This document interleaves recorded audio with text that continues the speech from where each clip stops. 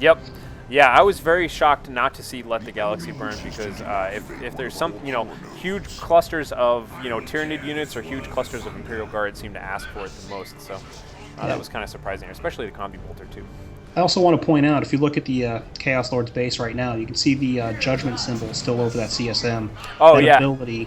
that ability lasts a very long time. It's pretty much instant retreat if you know what you're looking for. Yeah, I noticed that just lined it up right away, and she, of course, still has it on her head right there. And now towards the center, we see the Blood Crusher does go down. The Kadashan Devil's being upgraded with that fusion gun or melt-a-gun. He was way too slow on the worship. Yep. It was not supporting them in time. And, That's very important tenet in Chaos play. Be it Bloodletters or Blood Crushers, you need to keep them worshipped. As a unit alone, they're squishy and weak, but with worship, they can tank a whole lot of damage. Gotcha. And he had those heretics just sort of standing around the whole time and just wasn't really using them. Yeah, they're shooting the grenade launchers, not really doing anything to help that Blood Crusher. Now, I guess we get to see the Chaos Lord here, again, doing his tank thing. But not really seeming to do all that much damage. As you pointed out before, everybody just happily runs away from him. And he doesn't really get anything done. That's right. And he's got the Lightning Claw upgrade. So, I mean, he's definitely a super-duper heavy melee tank at this point in the game, but it definitely doesn't seem like that's what the game requires. Yeah, absolutely. If there were Ogrins on the field, it would be a different picture. But even then, he could do without the Harnesser Rage and Bubble. The Claws alone with, let's say, Icon of Khorne, which allows him to regain health on hit, that should be enough, since Armor of the Inferno is really a must versus Imperial Guard.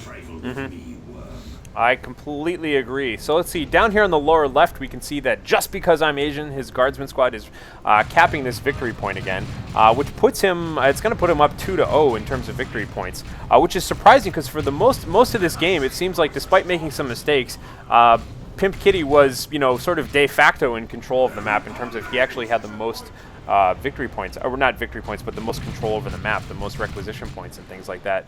But I'm kind of wondering if he's not kind of losing sight of the whole victory point aspect of winning here.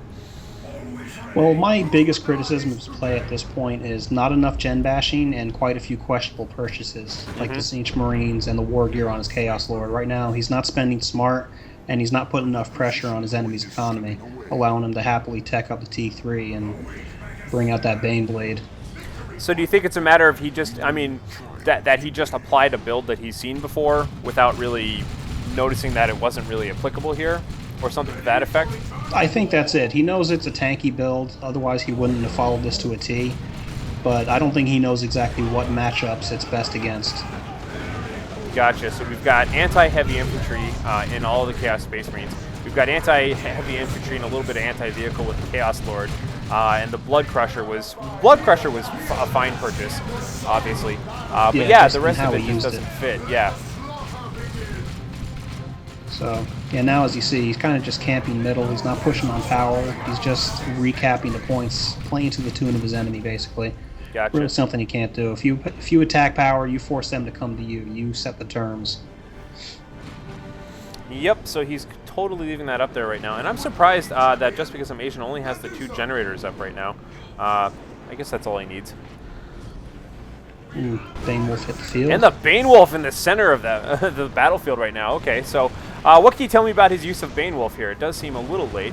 Yeah, it came very late. It's very typical Inquisitor play to go for a fairly heavy T1, then drop a Banewolf on your opponent's gens in T2. Since it acts as a flamer unit, you can nuke a gen farm in very little time.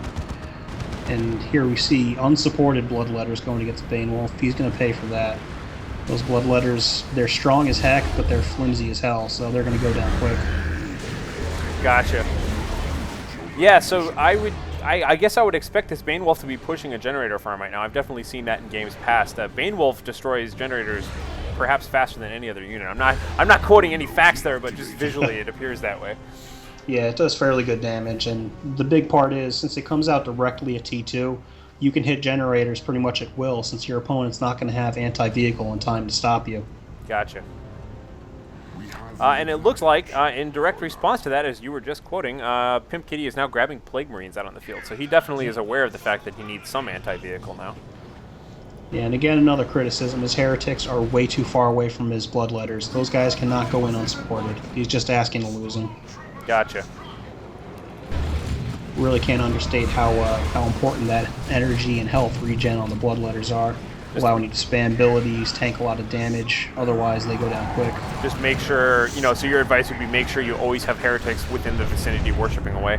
And man, Absolutely. yeah, we see those bloodletters just getting wrecked right now. It looks like they're, you know, being clever about warping around, but this Bane Wolf is just way ahead of the curve in terms of dodging those guys. Yeah, it's just also important to mention the Bane Wolf. Its regular attack slows down infantry. So if you're trying to kite melee, it's rather easy. It can just keep walking, shooting, slowing you down while whatever he has in support can keep hitting you. I can see this Chaos Lord here, just like slashing away at this Bane Wolf, doing quite a bit of damage, but just really not enough, especially given that the entire time there, it looks like he was being beaten upon by those Catachan Devils there quite a bit. Oh, and the Plague Marines hit the field with a successful one-shot of what remained of that Bane Wolf there, so I guess that worked. Chaos Lord goes down. And the Chaos Lord goes down. I was just watching those guys the whole time. And what the heck was he doing? I remember the first time I saw this replay, I had the same thought, that he was having some moderate success against that Bane Wolf, and then just kind of wandered away. And I almost wondered if he forgot about him because he was focusing on the Plague Marines so much. But I think it's a bit of a split attentions. If you noticed on the right-hand side victory point, he also had CSMs that almost got wiped by the Inquisitor.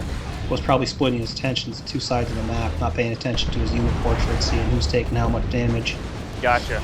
It's a bit of a fumble there. Looks like we got complete and total jibbing of the Chaos Heretics right now. Looks like the very last member just barely able to get out of there. Looks like that was a combination of grenades from the Catachan Devils, I believe, or was that the Inquisitor? Inquisitor is using Judgment on the Plague Marines now, so I'm pretty sure that was Catachans.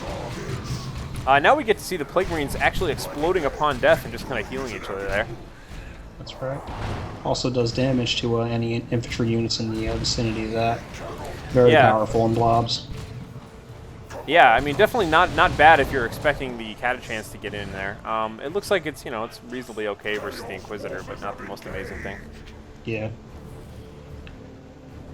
So let's take a look right now. The score is currently tied 1-1, but our Imperial Guard friend, the red player, with 144 points and 69 points for our blue Chaos player here today. So looks like the Inquisitor is definitely winning the initiative, grabbing the second victory point. But now we are definitely well into the late game scene here.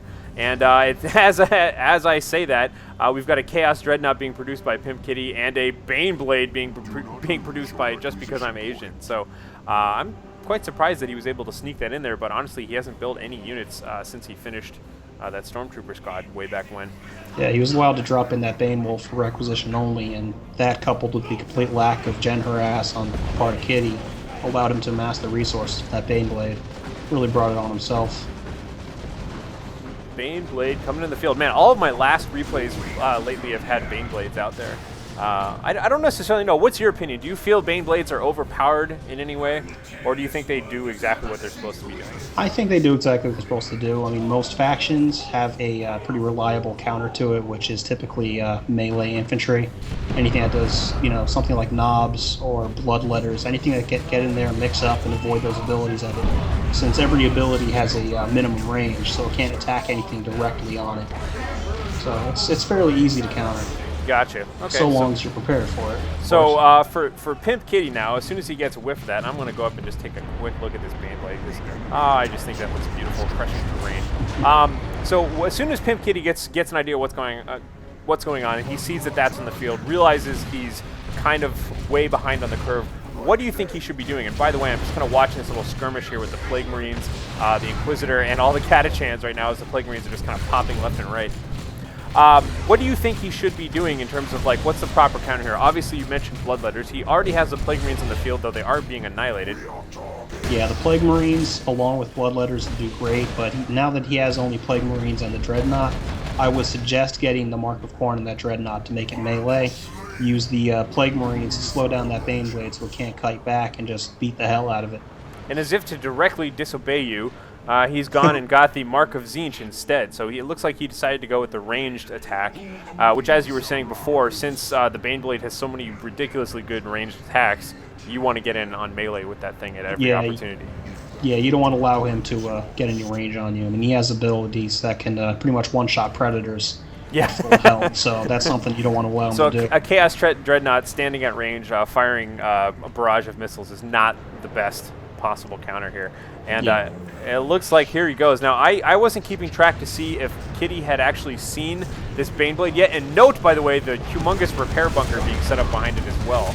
Yeah, that's going to make it nigh unkillable. That's a tough one. So in this situation, should he just ignore this and retreat right now, or should he actually try and fight this out? Let's say he actually had the proper upgrades and he had the Bloodletters and he had the melee on the Dreadnought. Is it still killable next to a repair bunker like this? Well, as a matter of fact, you can just garrison, so long as it's not demo packed, he could garrison it with his heretics and make the repair bunker work for him. Then he could have the Zinch Dread, but it does still have power melee, or rather heavy melee, so it is effective AV. He could just force melee on the Baneblade, and with the repair bunker now under his control, he pretty much turns the tide of the battle, but he knew that at this moment. He did go for, we see a bit of blood sacrifice. He sacrificed one of his heretics, summoning some Bloodletters, doing some decent damage to his Baneblade. And he kind of almost sort of has it. I mean, he had that Baneblade so low right there.